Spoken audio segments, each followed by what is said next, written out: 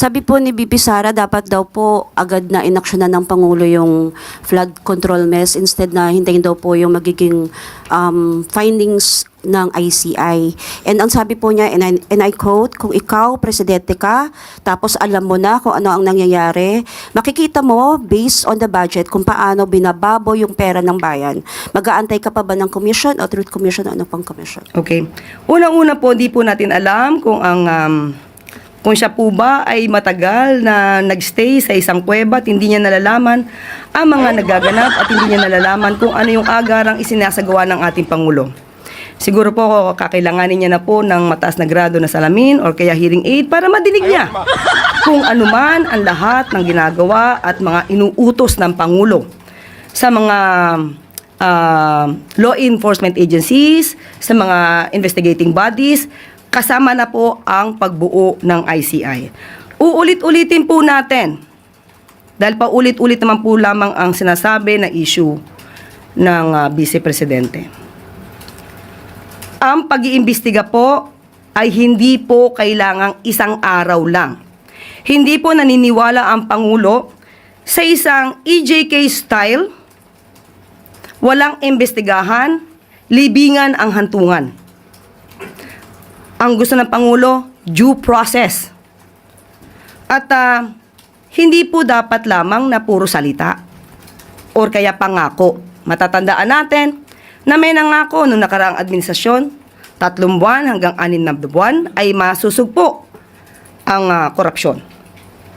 Kung meron naman pong sistema ang Vice Presidente kung paano agara masusugpo ang korupsyon na ito, sana po ay hinilig niya na rin po ito at ibinigay sa kanyang ama. Pero bakit hindi kaya? Siguro ito ang dahilan kung bakit hindi rin nasugpo ang korupsyon noong panahon ng nakaraang administrasyon. Dahil umamin mismo ang dating Pangulo na siya mismo ay kurap. Inamin niyang nagnanakaw siya, pero naubos na. So, ito pong article na to ay 2017. Halos mahigit 1 taon na nakaraan after siya mangako na 3 buwan hanggang 6 na buwan matatapos ang korupsyon. Sasabihin natin kung ano sinabi niya rito, and I quote, "Hindi ako nagmamalinis, marami rin akong nanakaw, pero naubos na. So wala na." End of quote. So, 2017 ito, sana naibigay na rin niya sa kanyang ama kung paano agarang masusugpo ang korupsyon. Ma'am, isa na lang po.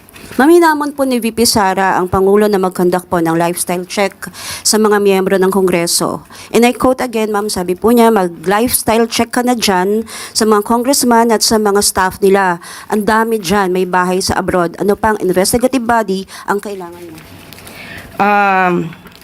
Tanungin natin, may moral ascendancy ba ang Vice Presidente pagdating sa usapin ng korupsyon?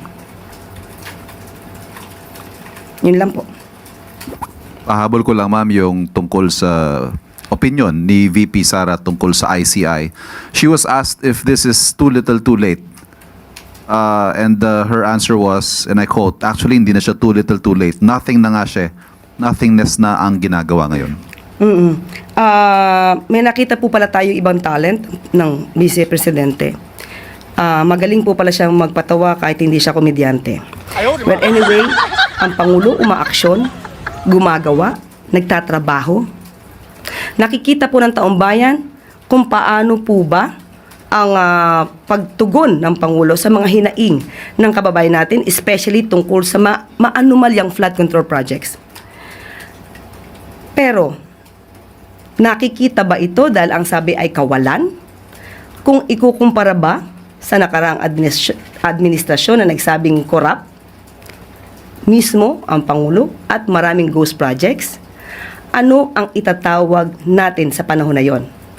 Living hell?